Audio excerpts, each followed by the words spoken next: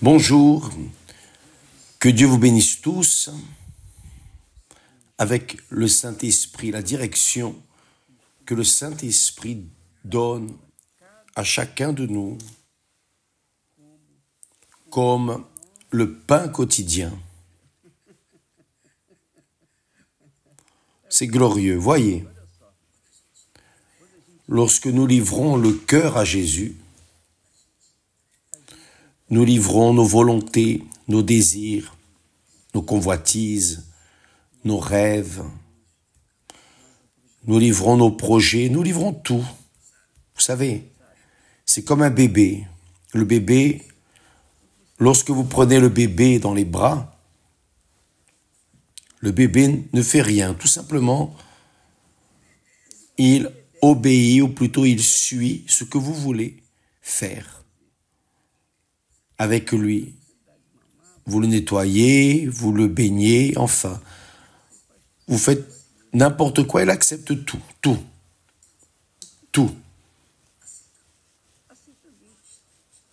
C'est ainsi que nous devons être avec notre Seigneur et Sauveur Jésus-Christ, notre Père éternel. Bien sûr que vous allez dire, ah mais ça c'est impossible évêque. Oui, c'est impossible aux hommes, mais ce n'est pas impossible à Dieu. Quand le Saint-Esprit vient sur nous, il nous fait devenir une nouvelle créature, un bébé. Et nous nous soumettons à tout, n'importe quoi. Ce qu'il fait sera bien fait. Quand la personne est née du Saint-Esprit, comme Jésus enseigne, elle est une nouvelle créature. Donc, elle se soumet à la parole de Dieu sans questionnement. Elle se soumet à la parole de Dieu avec humilité et en rendant grâce. C'est ce que l'apôtre Paul a fait. Parce que, imaginez-vous, l'apôtre Paul, lorsque il a dirigé, lorsqu'il a instruit, lorsqu'il a écrit par le Saint-Esprit, le Saint-Esprit lui a donné les conditions physiques et spirituelles pour pouvoir écrire. Rendez grâce en toutes choses. C'est un secret. C'est le secret de l'apôtre, ou plutôt le secret des apôtres. Le secret des apôtres. Rendez grâce en toutes choses. Parce qu'ils étaient comme des enfants dans les bras du Très-Haut. Donc, nous commençons la journée. Donc, voyez, aujourd'hui, parfois la personne est préoccupée. Ah, je dois faire ceci, je dois faire cela.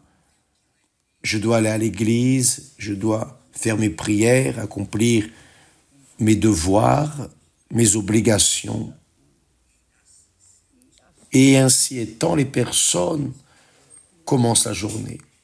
Et là, quelle est l'erreur? Quelle est l'erreur de beaucoup de personnes? Et je dirais l'erreur de chacun de nous. Parce que moi aussi, je tombe dans cette tentation parfois et je dis ce que je ne devrais pas dire. Malheureusement, c'est la réalité. Quelle que soit la douleur, le désagrément, quelle que soit la situation, si elle est bonne,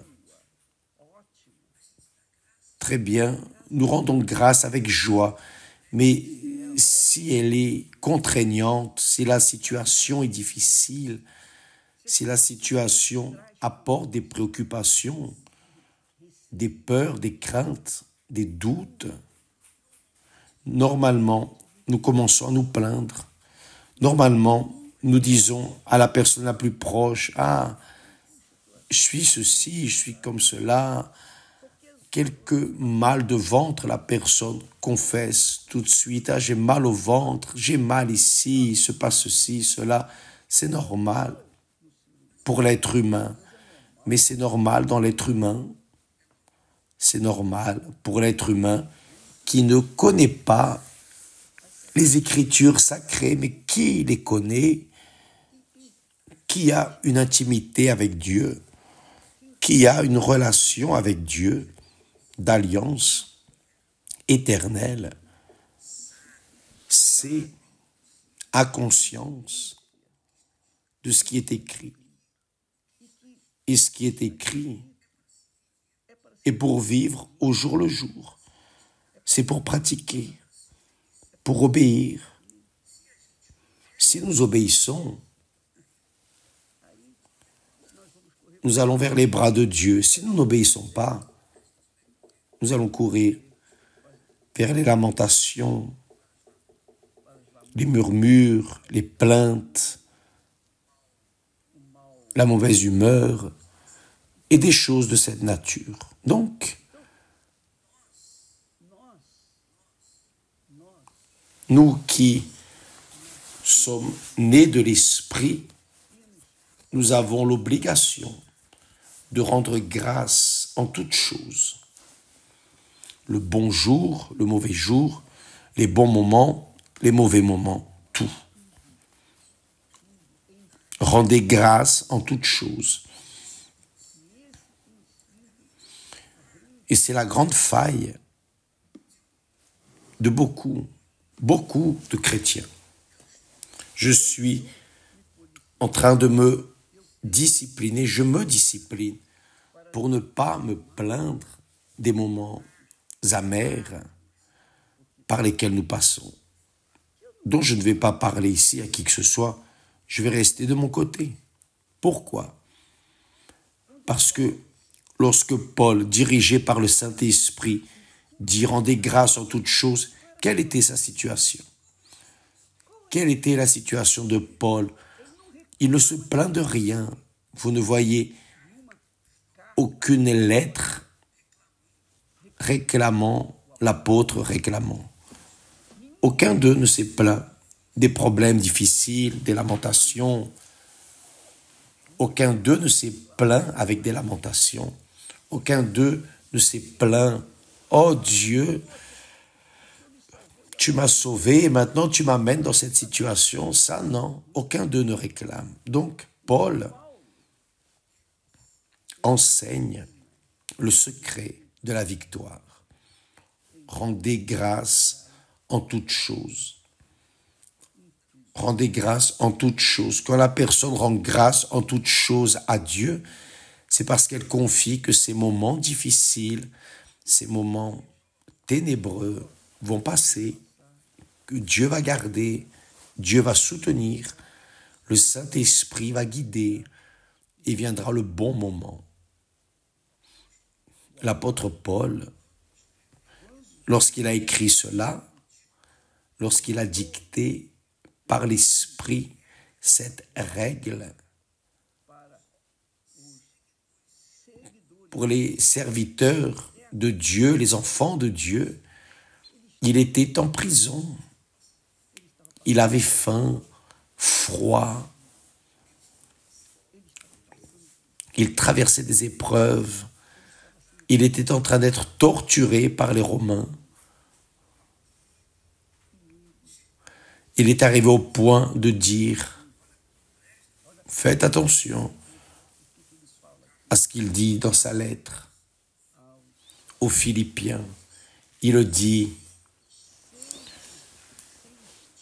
je sais être abattu et je sais aussi avoir l'abondance. De toutes les manières et dans toutes les choses, je suis instruit aussi bien à être dans l'abondance que d'avoir faim. Avoir l'abondance comme à passer par des besoins. Mais il continue en disant, je puis tout en Christ qui me fortifie, c'est-à-dire dans le Seigneur Jésus qui est en Christ a les conditions de rendre grâce dans les bons moments, dans les mauvais moments, quelles que soient la situation. Et quand la personne a l'habitude de rendre grâce à Dieu dans toutes les circonstances, elle ne sera pas déroutée, elle ne sera pas frustrée, elle ne restera pas triste, elle ne va pas à l'église lever les mains et dire « Oh Seigneur, aie miséricorde de moi, aie compassion, parce que je souffre, je gémis. » Non, si elle est de Dieu, « Oh Seigneur, je te rends grâce en toutes choses. » Donc mes amis, utilisez votre foi avec sagesse, intelligence, avec raisonnement. Quand le Saint-Esprit dit « rendez grâce en toutes choses », c'est parce qu'il garantit la victoire dans les moments difficiles. Il garantit sa présence. Il garantit. Paul était dans une grande affliction. C'est ce qu'il dit au verset suivant, voyez. Cependant, vous avez bien fait de prendre part à ma détresse. Il ne se plaint pas. Il n'est pas en train de se plaindre. Il dit, vous avez bien fait de prendre part à ma détresse. Il parlait aux chrétiens de Philippe qui sentaient sa situation. Mais Paul ne se plaint de rien. Il ne se plaint de rien. Vous savez ce que c'est? J'ai déjà parlé une fois ici que lorsque nous nous plaignons des mauvais moments, nous fortifions le mal. Nous sommes en train de dire « Amen » au mal. C'est cela. Mais lorsque nous résistons au mal en rendant grâce à Dieu, nous honorons celui que nous ne voyons pas, ne sentons pas, ne touchons pas, mais en qui nous croyons qu'il existe, qu'il est présent avec nous.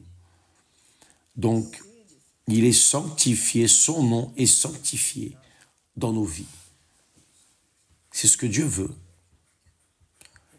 Parce qu'à tout instant, le diable affronte Dieu à travers ses enfants, les enfants de Dieu. À tout moment, le diable affronte Dieu. Il présente une situation difficile pour que les enfants de Dieu se lamentent, réclament, se plaignent et restent avec des murmures, etc. Vous savez ce que c'est. Le diable veut cela. Parce que lorsque nous faisons cela, nous confessons l'échec. Et évidemment, nous renions notre foi dans notre Seigneur et Sauveur Jésus-Christ. Donc, mes amis, nous allons unir notre foi dans ce propos. Nous allons prendre soin de nos mots. Nous allons faire attention à ce que nos paroles ne viennent pas honorer le diable et insulter Dieu, mais qu'elles viennent honorer Dieu à tout instant, toute situation. Toute situation. Comprenez-vous ce que je suis en train de dire? Donc, faites cela. Faites cela comme un exercice quotidien. Prenez soin. C'est pour cela que Jésus a dit veillez et priez. D'abord, veillez. Ensuite, priez. Ça ne sert à rien que la personne aille à l'église, donne des offrandes et adore Dieu, etc. Mais en dehors de l'église, elle se lamente, elle se plaint, et elle raconte même aux incrédules sa honte, ses échecs, ses lamentations. Comment Dieu est-il sanctifié? Le nom de Dieu est-il sanctifié dans la vie de cette personne? Il ne l'est pas. Donc, mes amis, la première chose que vous allez faire, si vous voulez, mon conseil, ma suggestion, qui est ce que je suis en train de faire, c'est ça.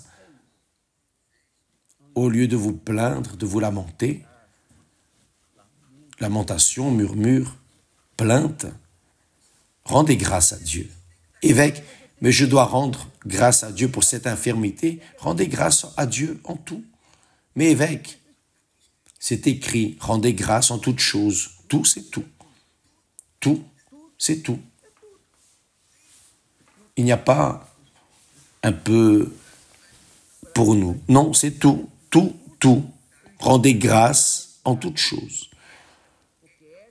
Car c'est la volonté de Dieu en Christ Jésus. C'est la volonté de Dieu. C'est la volonté de Dieu en Christ Jésus. Thessaloniciens, Paul dit cela aussi. Donc, mes amis,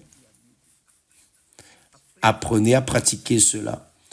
Parfois, nous restons tellement occupés ou préoccupés d'une situation et nous oublions de prendre soin de notre foi, qui est le plus important. Car si votre foi va bien, tout votre extérieur va bien. Tout votre extérieur va bien.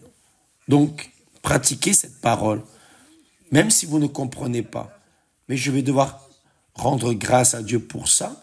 Rendez grâce à Dieu. Mais faites, obéissez et laissez le reste avec Dieu. Le reste lui appartient, c'est son problème. Vous n'êtes pas dans ses bras. N'avez-vous pas livré votre cœur? Donc, ne prêtez pas attention, n'écoutez pas la voix de votre cœur.